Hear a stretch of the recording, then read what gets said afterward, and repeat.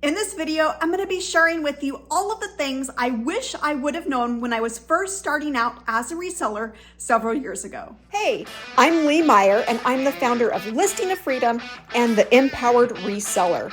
And I help clothing resellers make more money without hustling harder. Let's get started. So I've made over $100,000 flipping used goods on sites like eBay, Poshmark, and Mercari, but back up to several years ago when I didn't even know that reselling existed or that reselling was a thing. I knew that you could sell things online to make money, but I didn't know that you could do it as a way to make extra income every month, month in and month out. That's when my good friend came and told me about the side hustle that she has started selling on eBay. And my first reaction was, eBay? That's a business? That can't be a business. Like, I've sold things on eBay, but as a business, a way to make money? And she said, yes. She just goes to the local thrift stores, buys things, and then turns around and sells them online. And I thought, okay, this sounds way too simple. It sounds way too good to be true. It's something that I could do on my own time in a way that fit with my family and was flexible with having kids. And so I set out on this amazing adventure to get my reselling business started. But of course, there were lots of bumps in the road. It's a lot harder than it looks. And there's a lot of things that I learned in those initial months of getting going. And in this video, I want to share all of the lessons that I learned as a new reseller that I wish I would have known right from the beginning. It could have got me through all of those hard things a whole lot faster and got me to success a whole lot sooner. So we're gonna go ahead and get started because I have a lot of things that I want to share with you in this video. But the very first lesson that I wish I would have known right from the get-go is that consistency is key.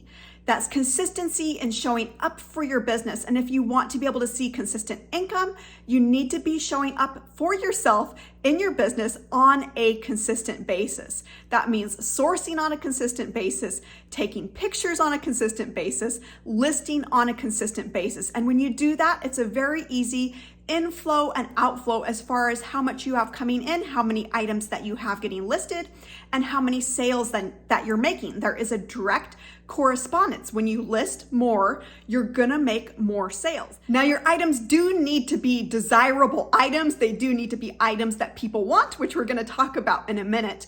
But that consistency really is the key to your success. So I wanna take a second to invite you to grab my Reseller's Daily Habit Checklist. This is a simple checklist that I put together of all of the tasks to be able to complete on a daily basis. They're small little tasks, but when you do them over time and you do them consistently, the results add up. And I will leave the link to get this free resource, the free Reseller Habit Checklist, in the description below this video. And I'll send that to you right away so that you're able to get using it and start seeing results consistently in your business. So let's talk about that desirability of items. How do you know that something that you source, something that you're thinking about spending money on to resell, how do you know that's actually going to sell? Well, you need to be looking up comps. And as a new reseller, I didn't quite understand this. I didn't understand that not every brand holds its value. And just because an item sells for $100 or even $200 in the store doesn't mean that it's going to sell for a lot of money in used condition or even in, only worn once condition.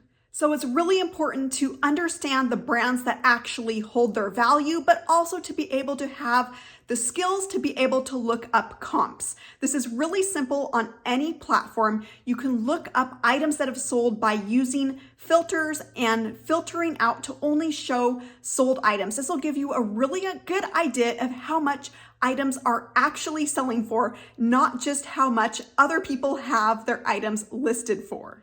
Looking up those comps will give you a really good estimate of how much you should be able to get for the item that you're looking at sourcing. The other thing that it will help you do is give you an idea of how quickly that item will sell. Will it sell right away? Will there be a huge demand for it? Or is it something that you may have to sit on for longer term. Now, that's not necessarily a bad thing. There's high dollar value items that have a slower sell-through rate, but there's also items that are going to turn over much more quickly. And so this is something that you need to take into account, and you can find this information as you're looking up comps simply by comparing how many items are listed and compare that to how many items have actually been sold.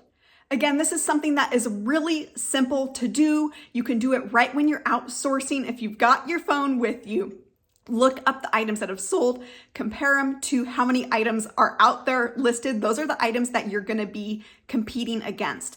I've also put together a huge library of what I call big money brands, and these are all of the brands, 750 different brands that sell for $20 on average and up. And in this Big Money Brands library, I give you all the done for you research of average sale price, as well as all of those sell-through rates for all of the brands inside of the guides.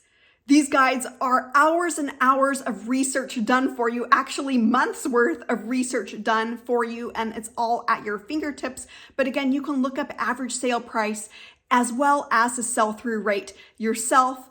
And all you really need is your phone to be able to find those numbers and to get a good idea of, okay, how much will this sell for and how quickly should I be able to sell it for? Another thing I wish I would have known from the beginning is that brands, while they are important, they are certainly not everything. And so when I was a new reseller, I did probably what most of you do as well. And you search something like best brands to sell on Poshmark, best brands to sell on eBay, and whatever comes up in the search result, you're putting together all of these lists of the brands to be looking for. And so I went to the thrift stores with those lists in hand, and I left so discouraged because all of the brands, they said, oh, you're gonna find these on a regular basis. I find these every time I go. And I went to the thrift store and I found pretty much nothing that was on the list. And I thought, okay, this has got to be for other people. It can never work for me. How can I, find things that are profitable for me to sell? Well, it turns out that there's a lot more things that are profitable when it comes to clothing other than just brands.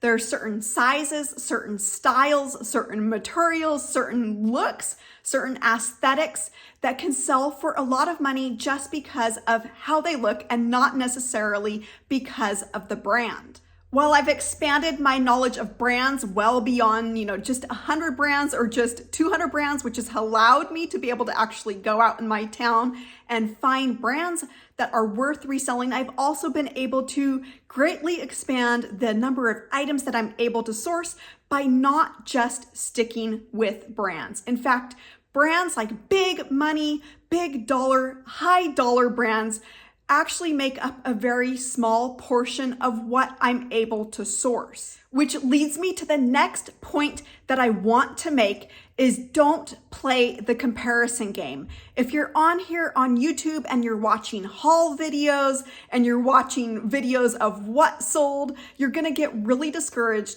really fast because you're gonna be looking at other sellers and thinking, I never find that. I never find anything like that. Why do they find all of the good stuff?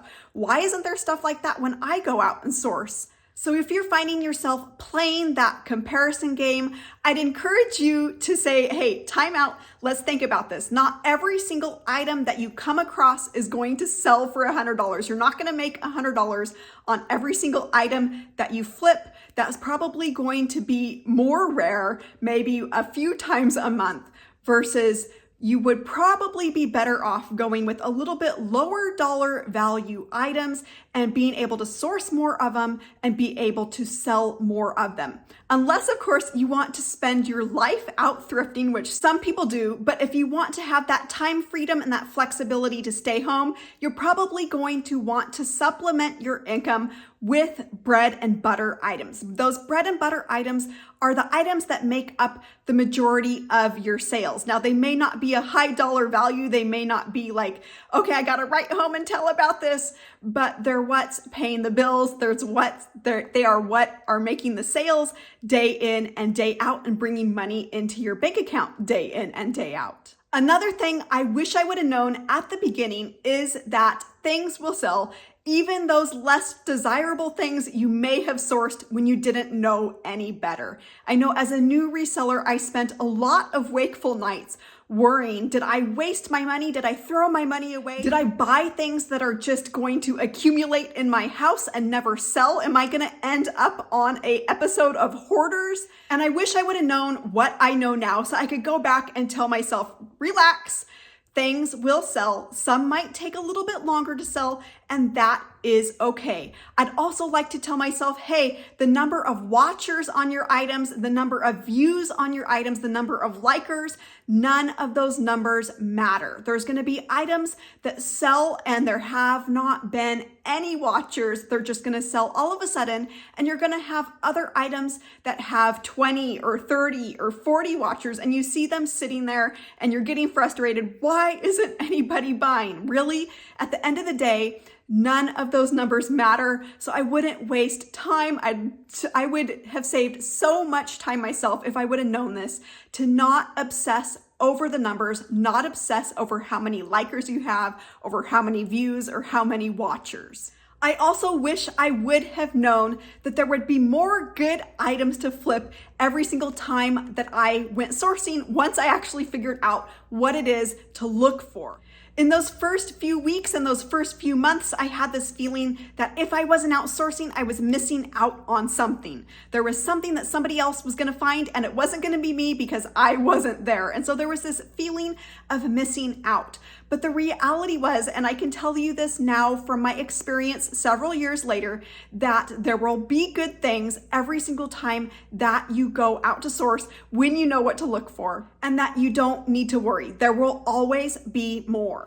And speaking of sourcing at thrift stores, I wish I would have known that there are so many other models of reselling. Of course, there's the traditional, okay, let's go to the local thrift stores and then sell online, but there's so many different variations of that. There are variations for everybody, even for those people that love to shop and don't ever want to list. For me, that variation that I have been able to add to that traditional business model of flipping thrift store items online is the business model of adding on consignment to your reselling business. This has been a huge game changer for me, and I've enjoyed that fulfillment that I get from being able to serve my consignment clients. I also wish I would have known as a new reseller that there would be the sky is falling every week or two in the reselling world. There would be some glitch that's happening, or some increase in shipping, or some kind of problem where it was gonna be the end of all resellers and it was gonna be everybody's doom.